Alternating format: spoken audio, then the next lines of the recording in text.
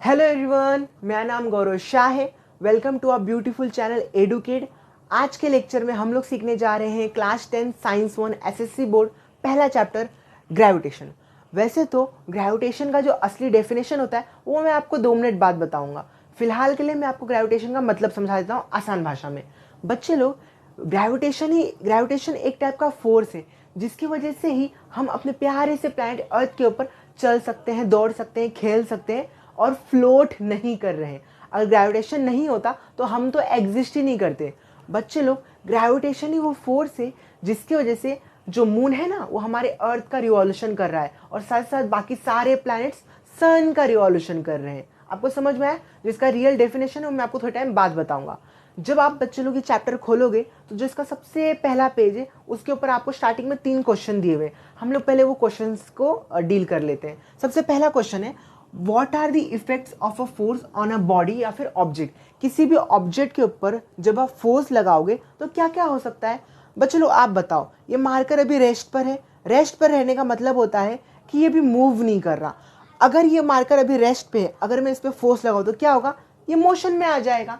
यानी कि फोर्स लगाने से कोई भी ऑब्जेक्ट जो कि रेस्ट पर है वो मोशन में आ जाता है। तो क्या लिखा है मैंने, it can move object from rest. अच्छा, इसका उल्टा भी पॉसिबल है क्या? बिल्कुल पॉसिबल है। अगर कोई ऑब्जेक्ट मूव हो रहा है और अगर हमने फोर्स लगा के उसको रोक दिया तो रेस्ट पर आ गया ना वो। यानी इसका पूरा उल्टा, it can stop a moving object. और क्या क्या हो सकता है जरा सोचो तो आप। It can change direction, direction भी चेंज हो सकता है। अभी मैं आपको एक एग्जांपल बताता हूँ। समझो कि हम लोग फुटबॉल खेल रहे हैं, फिर फुटबॉल देख रहे हैं। एक प्लेयर ने फुटबॉल को किक किया। फुटबॉल इस डायरेक्शन में मूव हो रहा है और यहाँ पर दूसरा प्लेयर है, उसने इस डायरेक्शन में फुटबॉल को किक किया तो अब वो फुटबॉल यहाँ चला गया। यानी वो फुटबॉल जो इस डायरेक्शन में मूव हो रहा था, फोर्स लगाने की वजह से अब वो इस डायरेक्शन में मूव हो रहा है। यानी कि फोर्स लगा के डायरेक्शन चेंज हो जाता है। और क्या क्या हो सकता है, इट कैन चेंज स्पीड।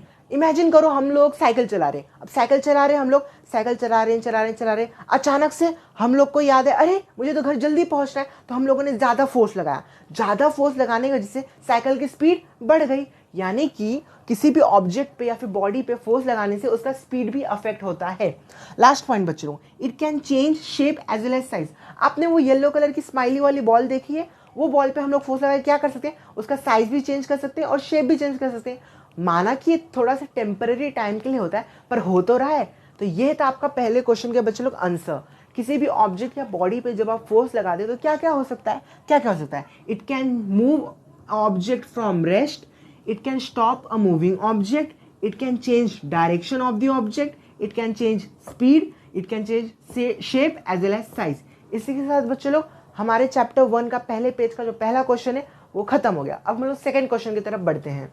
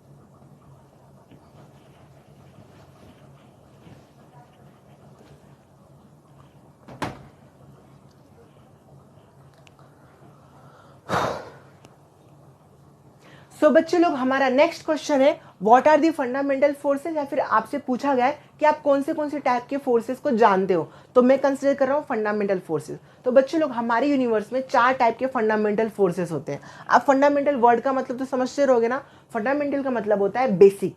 तो बच्चे लोग सबसे पहला है ग्रेविटेशनल फोर्स। यहाँ पर मैं आपको ग्रेविटेशनल फोर्स का डेफिनेशन बता ही देता हूँ। बच्चे लोग ग्रेविटेशनल फोर्स का डेफिनेशन होता है, gravitational force is a universal force and it acts between any two objects in the universe. अब इस डेफिनेशन आपके टेक्स्ट बुक में दिया हुआ है। अब इस डेफिनेशन से आपको कौन से बात पे ज़्यादा ध्यान देना है। तो सबसे पहली बात, ग्रेविटेशनल फोर्स एक यूनिवर्सल फोर्स है। ये सिर्फ और सिर्फ हमारे अर्थ के ऊपर लागू नहीं होता, बल्कि पूरे यूनिवर्स पे ये काम करता है। और ये ना अट्रैक्टिव फोर्स होता है। बच्चे लोग फोर्स ना 2 टाइप के हो सकते हैं, अट्रैक्टिव और रिपल्सिव। उनमें से ग्रेविटेशन जो होता है ये अट्रैक्टिव फोर्स होता है। और ना कभी भी हम लोग जब ग्रेविटेशन फोर्स की बात करते हैं ना, तो हम लोग 2 ऑब्जेक्ट की बात करते हैं, 2 से ज़्यादा ऑब्जेक्ट की बात नहीं करते। अगर मैं अपनी बात कर रहा हूँ तो मैं और किसी पर्सन की बात करूंगा, या फिर मैं और अर्थ की बात करूंगा, या फिर किसी और प्लैनेट की बात करूंगा। एक बार में हम लोग सिर्फ 2 ऑब्जेक्ट की बात करेंगे, 2 से ज़्यादा ऑब्जेक्ट की बात नहीं करेंगे। Second, electromagnetic force. बच्चे लोग 10th स्टैंडर्ड में आपको 4th चैप्टर जो है इफेक्ट्स ऑफ इलेक्ट्रिक करंट, वहां पर आप ना इस फोर्स को एकदम डिटेल में पढ़ोगे। फिलहाल के लिए मैं आपको बता देता हूँ कि ना बच्चे लोग, इलेक्ट्रोमैग्नेटिक फोर्स हम उसे कहते हैं जो कि ना इलेक्ट्रिक और मैग्नेटिक फील्ड दोनों को अफेक्ट करता है। एक्चुअली क्या होता है बच्चे लोग मालूम है, इलेक्ट्रिक और मैग्नेटिक फोर्स में एक मस्त सा रिलेशन है। एक्चुअली इलेक्ट्रिसिटी की मदद से हम लोग मैग्नेटिक फील्ड को जनरेट कर सकते हैं, और मैग्नेटिक फोर्स की मदद से हम लोग ना इलेक्ट्रिक फील्ड को जनरेट कर सकते हैं। तो यही रिलेशन हम लोग 4th चैप्टर में डिटेल में पढ़ेंगे। फिलहाल के लिए आप इतना याद रखो, इलेक्ट्रोमैग्नेटिक हम उसे कहते हैं जो इलेक्ट्रिक और मैग्नेटिक फील्ड दोनों को अफेक्ट करता है। इसके बाद है हमारा स्ट्रॉन्ग न्यूक्लियर फोर्स। अच्छा, स्ट्रॉन्ग न्यूक्लियर फोर्स समझने से पहले मैं आपको वीक न्यूक्लियर फोर्स समझाता हूँ। न्यूक्लियर फोर्स सुनते ही आपके दिमाग में क्या आ रहा होगा? आपको एटॉमिक बॉम्ब्स मालूम है, न्यूक्लियर बॉम्ब्स जो यूएसए ने जापान के ऊपर फोड़ा था, हिरोशिमा और नागासाकी। हाँ, वो आता है हमारे वीक न्यूक्लियर फोर्स में। अब आप बोलोगे सर, अगर इतने खतरनाक बॉम्ब वीक न्यूक्लियर फोर्स में आते हैं तो स्ट्रॉन्ग न्यूक्लियर फोर्स कितना डेंजर होगा? सोचो जरा, आप दिमाग में जब प्रेशर डालो, स्ट्रॉन्ग न्यूक्लियर फोर्स होता क्या है? कुछ आ रहा है ध्यान में? चलो मैं आपको बताता हूँ। अच्छा, एक क्वेश्चन का आंसर दो कि प्रोटॉन के ऊपर कौन सा चार्ज होता है? सर, पॉजिटिव चार्ज होता है। अच्छा, पॉजिटिव क्या करते हैं? सर, रेपल करते हैं। तो एक बात बताना बच्चे लोग, प्रोटॉन्स के ऊपर होता है चार्ज पॉजिटिव रेपल करते हैं। प्रोटॉन्स रहते कहाँ है? सर, एटम के न्यूक्लियस में। और एटम कितना छोटा है? सर, एटम तो बहुत छोटा होता है। न्यूक्लियस तो उससे भी ज़्यादा छोटा होता है। तो एक बात बताओ, इतनी छोटी जगह पे सारे प्रोटॉन्स इतने प्यार मोहब्बत से रह कैसे रहे? उनको तो पूरा फूट जाना चाहिए ना, एकदम टूट फूट होना चाहिए, ब्लास्ट हो जाना चाहिए। बट हो रहा है क्या ऐसा? नहीं हो रहा। वो लोग तो प्यार से रह रहे। ऐसा क्यों पॉसिबल है? क्योंकि न्यूक्लियस में प्रेजेंट रहता है स्ट्रॉन्ग न्यूक्लियर फोर्स, जो सारे प्रोटॉन्स को शांति से रहने पे मजबूर कर देता है। ये कैसे मालूम है? जब हम लोग स्कूल में हम लोग बैठे रहते हैं अपने क्लासरूम में, ऐसे तो हम लोग बहुत मस्ती करते हैं, सीट छोड़ छोड़ के भागते हैं यहाँ वहाँ, पर जैसे ही प्रिंसिपल की एंट्री होती है, सीट छोड़ना तो छोड़ो, हम लोग अपनी मुंडी भी ऐसी रोटेट नहीं करते, इतनी अपने को डर लगता है। तो स्ट्रॉन्ग न्यूक्लियर फोर्स वैसा ही होता है। इसी के साथ बच्चे लोग हमारा सेकंड क्वेश्चन कंप्लीट हो गया। अब थर्ड क्वेश्चन है बच्चे लोग, what do you know about gravitational force? तो मैंने अभी आपको बताया था ग्रेविटेशनल फोर्स का डेफिनेशन, और ना आप इसमें आप कुछ भी लिख सकते हो। अब ग्रेविटेशनल फोर्स में आप बचपन से कार्टून देखते आए हो, एनीमे देखते आए हो, अपनी इमेजिनेशन का इस्तेमाल करके बाई चांस, वैसे तो इसके ऊपर इतना बड़ा क्वेश्चन आएगा नहीं, पर बाई चांस 3 मार्क्स का क्वेश्चन आ गया तो आपको जितना भी नॉलेज है आप सब उसके ऊपर लिख के आ जाना। बट 1 मार्क्स के लिए आपको क्या लिखना है? Gravitational force is a universal force and it acts between any 2 objects in the universe. इसी के साथ बच्चे लोग हमारे चैप्टर का फर्स्ट 3 क्वेश्चन कंप्लीट हो गया।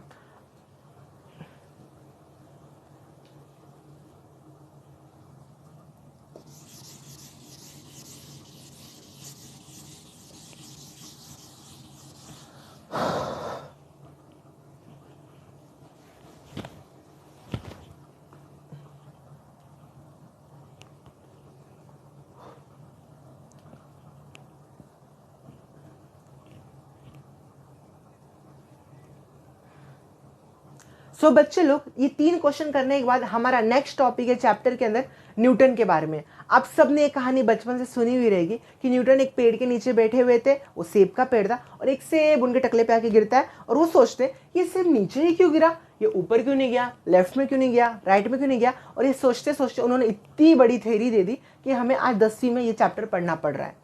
ये कहानी के बाद बच्चे लोग नीचे है अपना एक लॉज ऑफ मोशन के ऊपर क्वेश्चन पूछा गया है। वैसे तो आपको लॉज ऑफ मोशन की डेफिनेशन अगर याद नहीं है तो कोई बात नहीं, पर मैं चाहता हूं कि 10th स्टैंडर्ड के बच्चे को लॉज ऑफ मोशन का आसान भाषा में मतलब समझाने को तो आना चाहिए। तो मैं आपको समझाता हूँ। सबसे पहला लॉ न्यूटन का वो होता है लॉ ऑफ इनर्शिया। इनर्शिया आप समझते हो क्या होता है? तो बच्चे लोग क्या होता है मालूम है?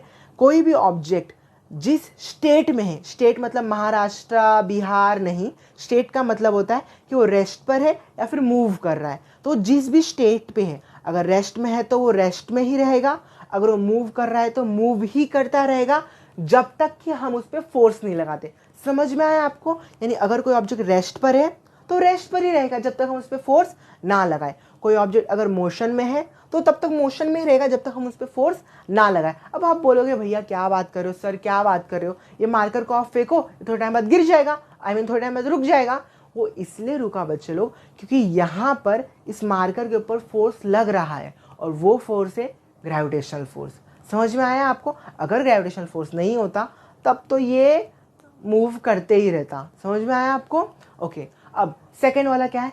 सेकंड वाला होता है बच्चों लोग क्या मालूम है कि ना, आप लोगों ने क्रिकेट देखा है, समझो कि मैं एक क्रिकेटर हूँ, ये बैट है, किसी ने बॉल फेंका और बॉलर ने बॉल फेंका और मैंने इस डायरेक्शन में बॉल को हिट किया, एकदम बॉल मिडल हुआ है, एज नहीं हुआ है। तो बताओ बॉल कहाँ जाएगा? क्या बॉल यहाँ जाएगा, यहाँ जाएगा? नहीं। अगर मैंने इस डायरेक्शन में मारा है तो बॉल इसी डायरेक्शन में जाएगा, बॉल मिडल हुआ है वैसे, हाँ, तो इसी डायरेक्शन में जाएगा। ऐसा क्यों हुआ बच्चे लोग? क्योंकि न्यूटन का सेकंड लॉ आपको यही कहता है कि ऑब्जेक्ट को आप जिस डायरेक्शन में फोर्स लगाओगे ऑब्जेक्ट उसी डायरेक्शन में मूव करेगा। अच्छा अब एक बात बताओ, अगर मैं ऑब्जेक्ट पे बहुत ज्यादा फोर्स लगाया हूं, बहुत अच्छी टाइमिंग किया हूं, तो ऑब्जेक्ट दूर तक जाएगा।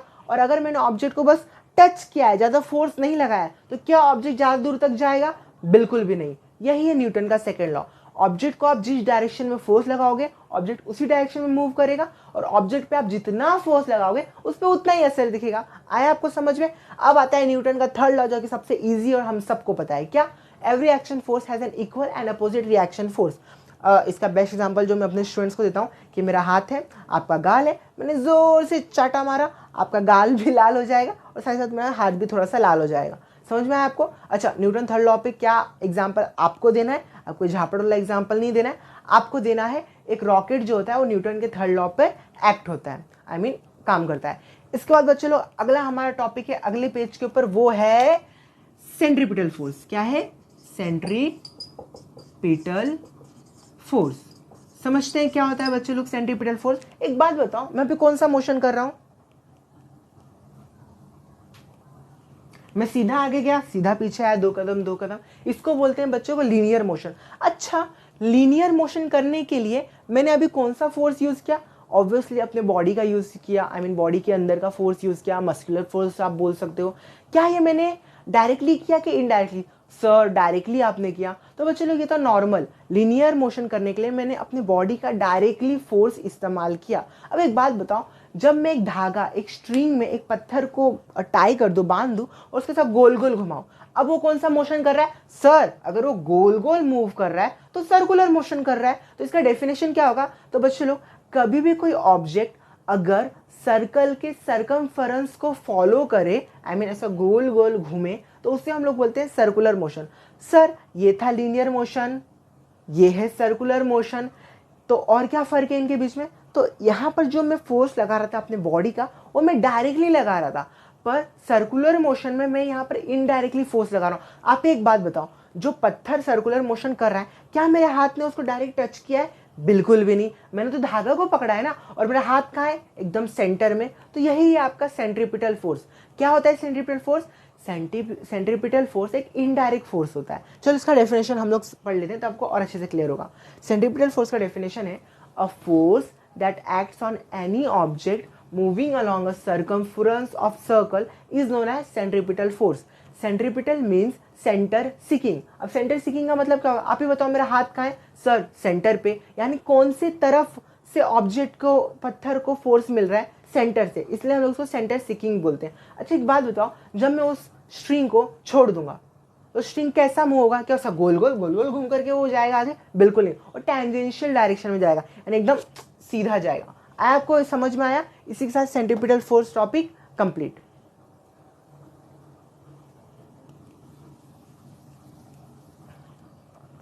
बच्चे लोग, अब हमारा अगला टॉपिक है, उससे पहले मैं आपका थोड़ा बेसिक क्लियर करना चाहता हूँ। एक बात बताओ, ये कौन सा शेप है? सर्कल लग नहीं रहा बट मैं सर्कल ही बनाया हूँ। ओके, ये स्क्वायर, ये ट्रायंगल, ये रेक्टेंगल। अब एक बात बताओ, ये चारों ही शेप हम लोग बचपन से पढ़ते हुए आ रहे हैं? बिल्कुल सर।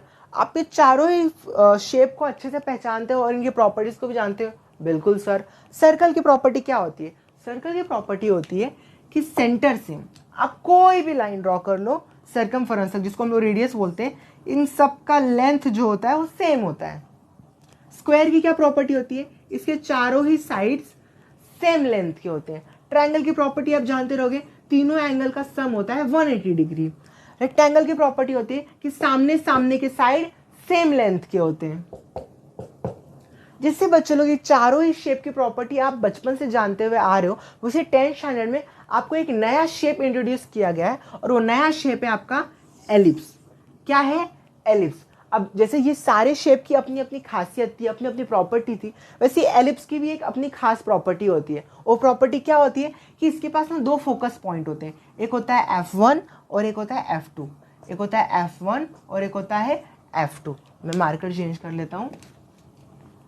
क्या होता है? एलिप्स का दो फोकाई पॉइंट रहता है, F1 और F2। अब और क्या खास बात है? तो समझो कि मैं ना दो पॉइंट ड्रॉ कर लेता हूँ, A और B। अब मैं इन पॉइंट को जोड़ देता हूँ, AF1 AF2 BF1 BF2। अब आपको एक बात मालूम है बच्चे लोग, एलिप्स शेप की खासियत ये है कि जो मैंने दो पॉइंट ड्रॉ करके लाइन जोड़े हैं ना, AF1 is equal to AF1 plus AF2 is equal to BF1 plus BF2। ये एक प्रॉपर्टी होती है बच्चों लोग, इसके ऊपर आपको कोई भी टाइप का क्वेश्चन नहीं पूछा जाएगा, बस आपके सिलेबस में एक नया शेप इंट्रोड्यूस किया गया तो उसका प्रॉपर्टी दे दिया गया है, जो कि केपलर के सेकेंड लॉ में थोड़ा सा रिलेटेड है, बट वो अलग से भी मैं आपको समझा सकता हूँ। तो यही था बच्चे लोग एलिप्स शेप की खासियत। क्या होती है खासियत? इसके पास दो फोकाई पॉइंट होते हैं और यहाँ पर आप कोई भी दो तीन पॉइंट जोड़ लो, उनको आप ऐसा सम करोगे तो वो इक्वल आएगा। समझ में आ गया बच्चे लोग? इसके बाद हम लोग अगला टॉपिक सीखेंगे, Kepler's law.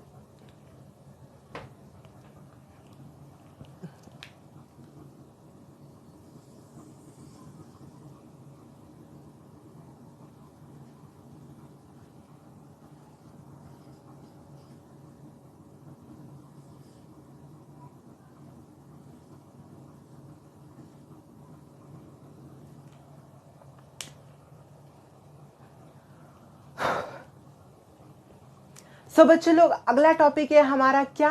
Kepler's law. Kepler's law सीखने से पहले हम लोगों ने एलिप्स के बारे में जान लिया। अच्छा, रियल लाइफ में एलिप्स स्ट्रक्चर हमें कैसे मिलेगा? एक सर्कल को चपटा कर दो, आपको एलिप्स स्ट्रक्चर मिल जाएगा। या फिर जो बर्थडे का कैप होता है उसको आप इस शेप में काटोगे तो आपको एलिप्टिकल शेप मिल जाएगा। केपलर लॉ का बच्चे लोग हम लोग सीखने जा रहे हैं पहला लॉ।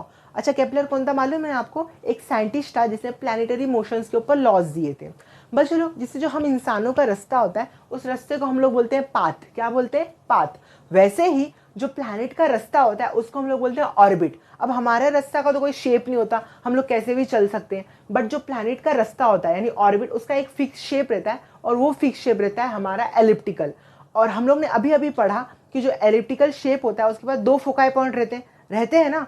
अब उन दो फोकाई पॉइंट में से किसी एक फोकाई पॉइंट पे आपका सन प्रेजेंट रहेगा। लाइक सन का ही रिवॉल्यूशन कर रहे हैं ना सारे प्लैनेट्स, तो सन कहीं ना कहीं तो प्रेजेंट रहेगा। तो दो फोकाई पॉइंट में से किसी एक फोकाई पॉइंट पे आपका सन प्रेजेंट रहता है। यही है केपलर का फर्स्ट लॉ। चलो साथ में पढ़ते हैं। The orbit of a planet is an ellipse with the sun at one of the foci. यानी कि हर कोई प्लैनेट का जो ऑर्बिट होता है वो एलिप्स शेप का होता है। और एलिप्स शेप है यानी कि आपके पास दो फोकाई रहेंगे। अब उन दो फोकाई में से किसी भी एक फोकाई पे आपका सन प्रेजेंट रहेगा। F1 पे भी रह सकता है या F2 पे भी रह सकता है। इसी के साथ बच्चे लोग केपलर का फर्स्ट लॉ कंप्लीट। अब हम लोग सीखेंगे केपलर का second law.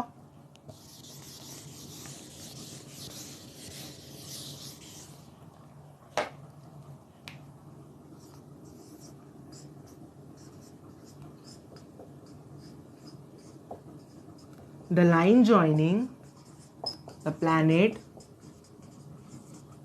and the sun sweeps equal areas in equal intervals of time.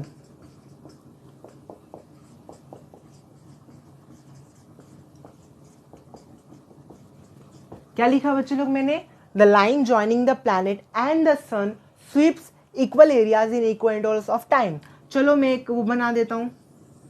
ये बन गया हमारा एलिप्टिकल शेप। कहीं एक जगह पे हमारा सन प्रेजेंट है, समझो सन यहाँ पर प्रेजेंट है। अब हम लोग को एक प्लैनेट को अज्यूम करना है।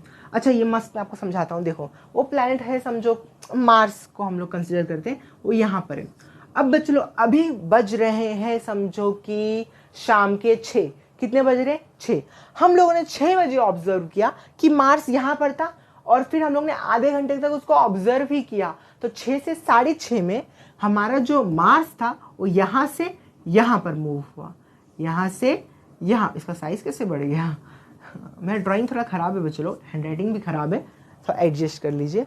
तो वो प्लैनेट यहाँ से यहाँ मूव किया। कितने टाइम में? आधा घंटे के लिए। अब हम लोगों ने ना इसको एक लाइन से ज्वाइन करके रख दिया। अब 6 से 6:30 बज गया। हम लोग को बहुत काम होता है, थोड़ा सा हम लोग ना टीवी देखने चले गए। मैच, क्रिकेट मैच आता है ना, क्रिकेट देखने चले गए। और क्रिकेट रात के 11:30 बजे खत्म हुआ और हम 11:30 बजे आए। अरे अरे, हमारा मार्स कहाँ पहुंच गया? मार्स हमारा यहाँ तक पहुंच गया था। तो फिर हम लोगों ने रात के 11:30 बजे ऑब्जर्व किया आधे घंटे के लिए। तो 11:30 से 12 बजे तक मार्स बस इतना सा ही मूव हुआ, इतना सा मूव हुआ। हम लोगों ने फिर से लाइन से उसे जोड़ दिया। अब हम रात को सो गए, 12 बज गए थे ना, हम लोग सो गए। अब सुबह उठे कितने बजे? 8 बजे, आराम से उठे। 8 बजे तक वो यहाँ आ गया था। हम लोग ने फिर आधे घंटे के लिए ऑब्जर्व किया, 8 से 8:30। आधे घंटे में उसने इतना मूव किया, हम लोग फिर 2 लाइन से जोड़ दिया। अब बच्चे लोग ये जो तीनों 2 लाइन के पीछे एरिया है ना, तीनों लाइन के पीछे, उनको हम लोग ऐसा लिखेंगे A1 A2 A3। अब मैं आपको सेकेंड लॉ समझाता हूँ। केपलर का सेकेंड लॉ बच्चे लोग हमें ये कह रहा है कि जो तीनों एरिया है ना, A1 A2 A3, जो कि इक्वल टाइम इंटरवल में कवर किया गया है। ये भी आधे घंटे में कवर किया गया है, ये भी आधे घंटे में कवर किया गया है, और ये भी आधे घंटे में कवर किया है। ये तीनों के तीनों एरियाज इक्वल हैं। तो इसी के साथ बच्चे लोग ये है हमारा केपलर का सेकेंड लॉ। फिर से एक बार डेफिनेशन पढ़ते हैं। The line joining the planet and the sun. Planet और सन को जो लाइन ज्वाइन कर रहा है वो स्वीप्स इक्वल एरिया। ये सारे के सारे एरिया इक्वल है। भले ही आपको देखने में यकीन ना हो रहा हो, मेरा डायग्राम थोड़ा खराब है, बट ये तीनों के तीनों एरिया इक्वल है। क्यों? क्योंकि तीनों के तीनों area equal interval of time में मेजर किए गए हैं। आधा घंटा, आधा घंटा, आधा घंटा। इसी के साथ बच्चे लोग केपलर का सेकेंड लॉ कंप्लीट हो गया।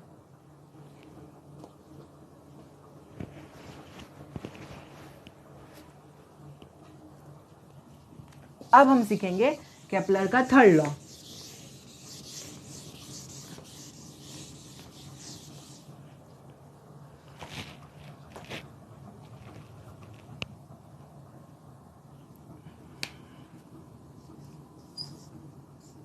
The square of its period of revolution, the square of its period of revolution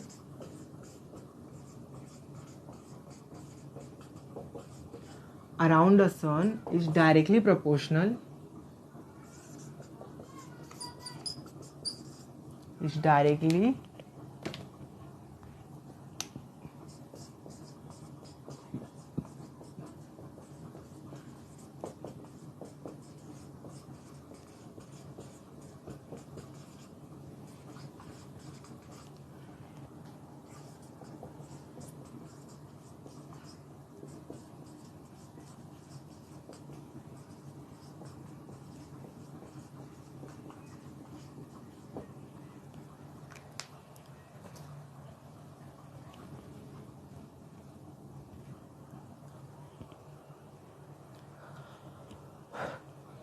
बच्चे लोग हमारा अगला टॉपिक है केपलर का थर्ड लॉ। क्या कह रहा है केपलर का थर्ड लॉ?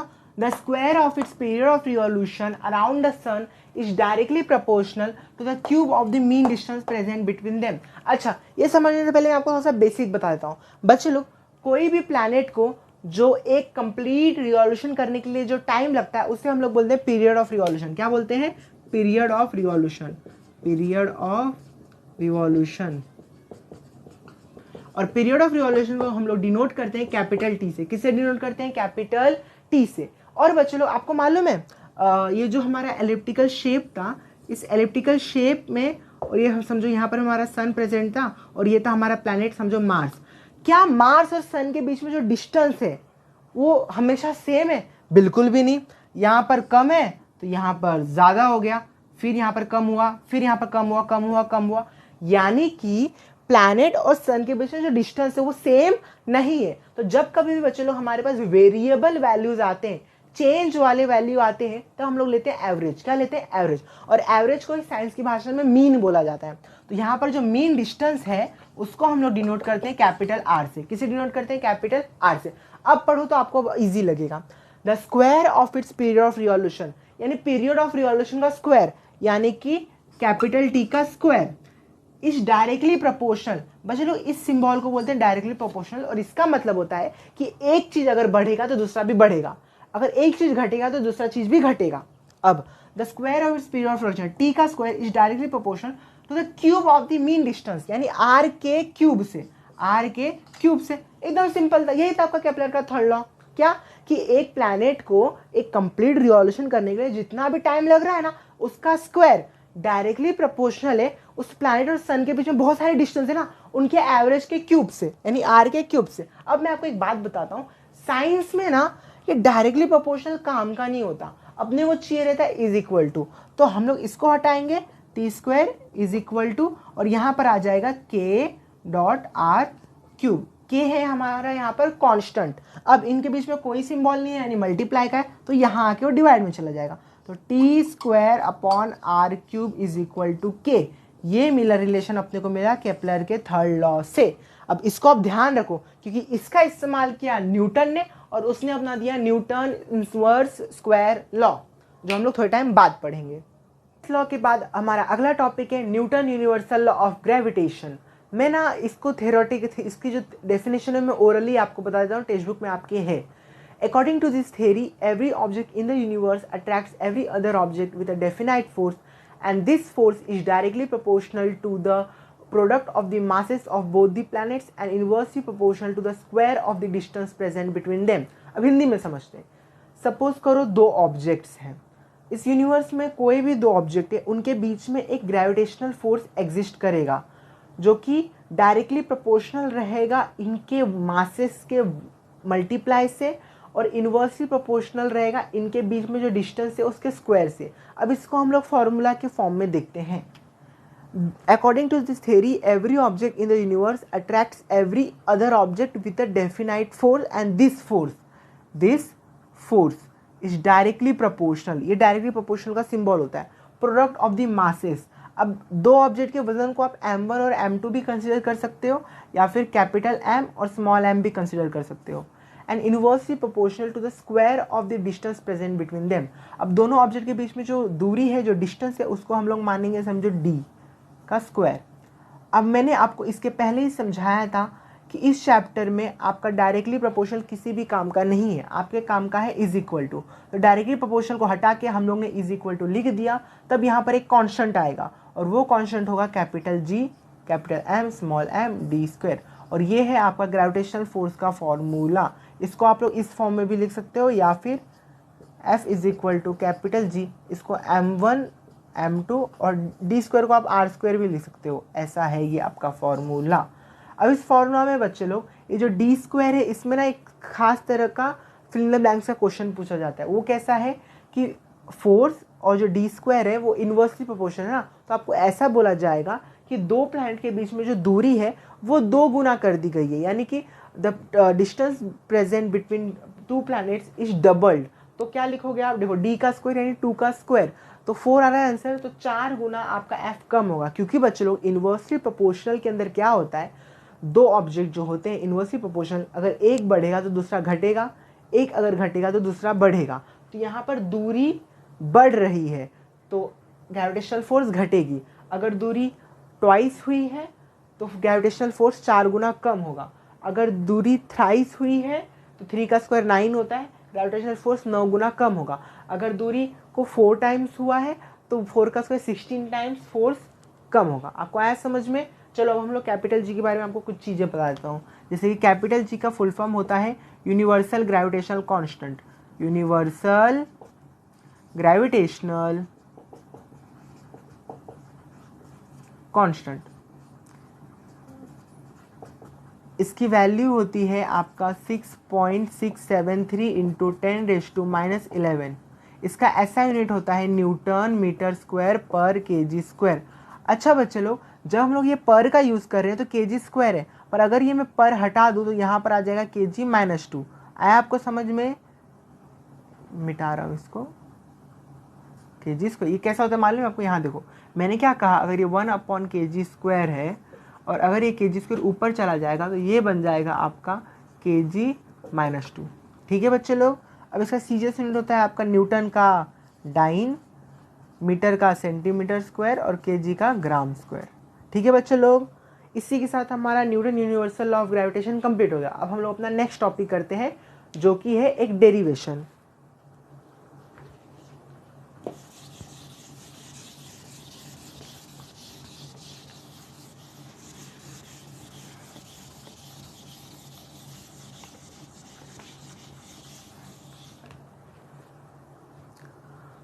बच्चों ये डेरिवेशन ना बिल्कुल भी इंपॉर्टेंट नहीं है, पर टेक्स्ट बुक में दिया गया है तो मैं आपको समझा देता हूँ, देखते हैं आपको समझता है कि नहीं। एक बार में 2 बार में तो समझ में आ ही जाएगा। तो डेरिवेशन की शुरुआत होती है सेंट्रीपिटल फोर्स के फॉर्मूला से, जो कि होता है F is equal to mv²/r। अब आप लोग एक बात बताओ, स्पीड का नॉर्मली फॉर्मूला क्या होता है? यहाँ पर v मतलब स्पीड है ना, तो समझो v स्पीड का फॉर्मूला होता है distance upon time, distance upon time. और अगर कोई ऑब्जेक्ट सर्कुलर मोशन कर रहा है तो वहाँ पर डिस्टेंस क्या होगा? ऑब्वियसली सर्कमफरेंस ऑफ सर्कल, जो कि होता है 2πr/t। अब जो हमें ये v की वैल्यू मिली है इसे हम लोग सब्स्टिट्यूट कर देंगे यहाँ पर।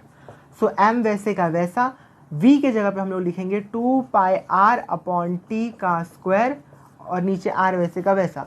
बच्चों लोग m वैसे का वैसा, 2 का स्क्वायर 4, पाई का स्क्वायर पाई स्क्वायर, r का स्क्वायर r स्क्वायर, t का स्क्वायर t स्क्वायर अपॉन में r। r से एक r कट गया बच्चे लोग, तो हमें मिल गया finally 4m pi square upon t square. अब बच्चे लोग हम लोग यहाँ पर r स्क्वायर से मल्टीप्लाई और डिवाइड करेंगे, r स्क्वायर से मल्टीप्लाई और r स्क्वायर से डिवाइड, तो हमें वैल्यू मिलता है बच्चे लोग 4m pi square r³ upon एक r यहाँ पर था ना, हाँ, upon T square into R square. अब आप लोग पूछोगे सर आपने ऐसा क्यों किया आर स्क्वायर से मल्टीप्लाई डिवाइड? क्योंकि बच्चों हम डेरिवेशन कर रहे हैं, डेरिवेशन में हम लोग कुछ भी करते हैं फाइनल प्रोडक्ट पाने के लिए। अब क्या हुआ, तो बच्चों लोग यहाँ पर आपको r³ और टी स्क्वायर को स्पॉट करना है। अगर आप लोग को केपलर थर्ड लॉ का जो हमें रिलेशन याद आ रहा है तो वो था t² upon r³ is equal to k, और यहाँ पर हमें क्या मिला? r³ upon T square. तो इसके जगह पर हम लोग लिख सकते हैं, क्या लिख सकते हैं? 1/k। तो 4m pi square upon r square वैसे का वैसा, साइड में आपको 1/k आ गया। अब यहाँ पर अगर आप लोग गौर करोगे तो k तो अपना एक कांस्टेंट है, कांस्टेंट का मतलब होता है जिसकी वैल्यू कभी भी चेंज नहीं होती। 4 एक नंबर है यानी इसकी वैल्यू कभी चेंज नहीं होगी। m है आपका मास ऑफ प्लैनेट, प्लैनेट का वजन तो कभी चेंज होगा नहीं, पाई का वैल्यू होता है 3.14 यानी वो भी कांस्टेंट है, उसकी वैल्यू चेंज नहीं होगी। इन शॉर्ट ये सारी चीज़ें कांस्टेंट है, तो इनको हम लोग इग्नोर करेंगे और लास्ट में आपको बचेगा 1/r², जो कि हमारा डेरिवेशन था, क्या, न्यूटन्स इनवर्स स्क्वायर लॉ इसे कहा जाता है। आया आपको समझ में? अगर कोई स्टेप नहीं समझा है तो आप लोग रिवाइंड करके देख लीजिएगा, वैसे भी ये क्वेश्चन इंपॉर्टेंट नहीं है। अब हम लोग बढ़ते हैं हमारे नेक्स्ट क्वेश्चन की तरफ, नेक्स्ट टॉपिक की तरफ, जो कि है I guess acceleration due to gravity.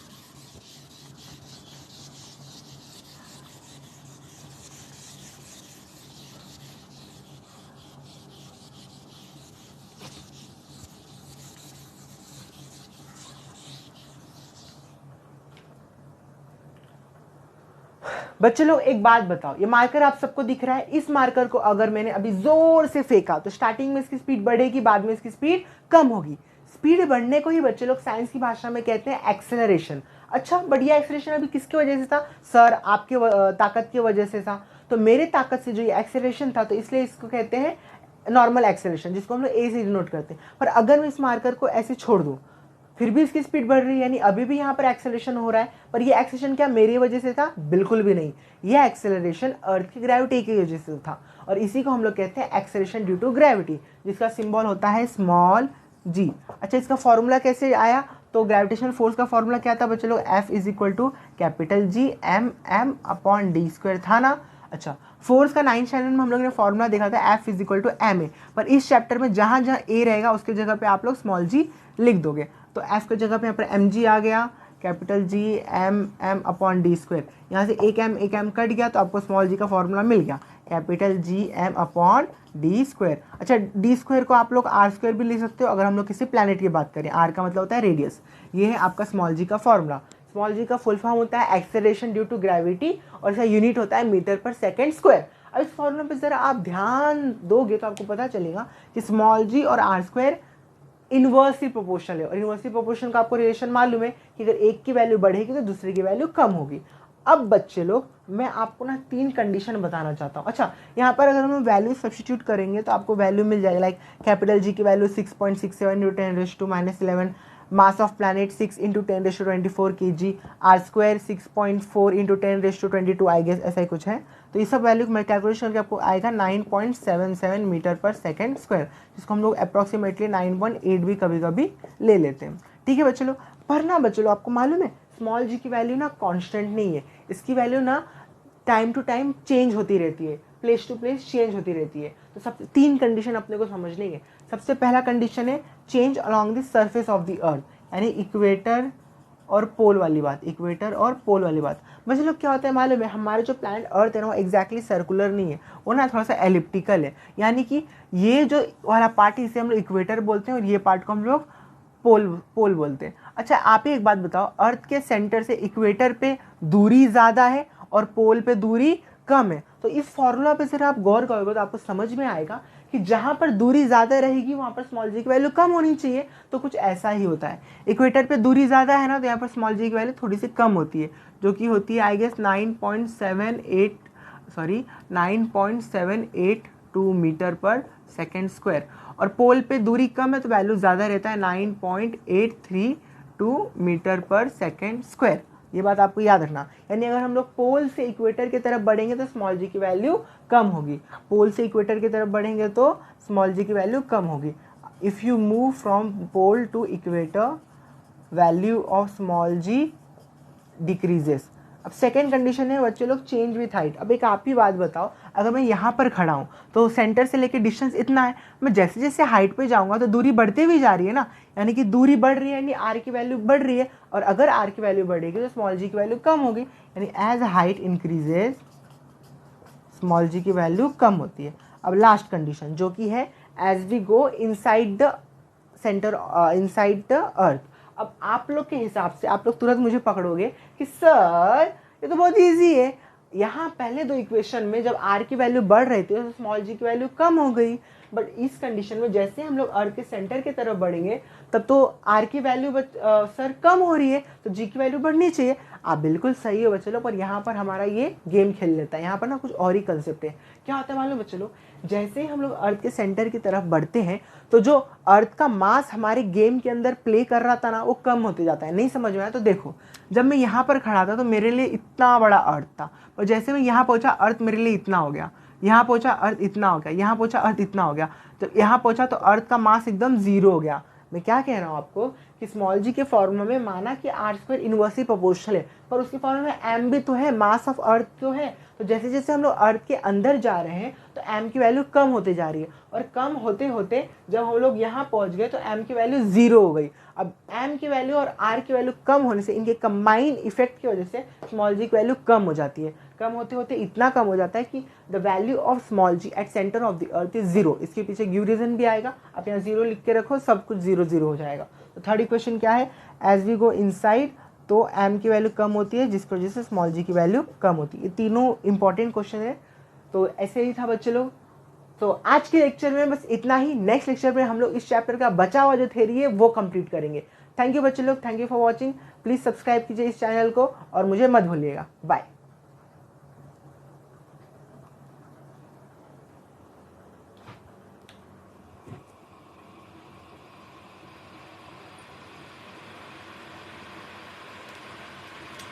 कितना मिनट हुआ भाई, 12 मिनट।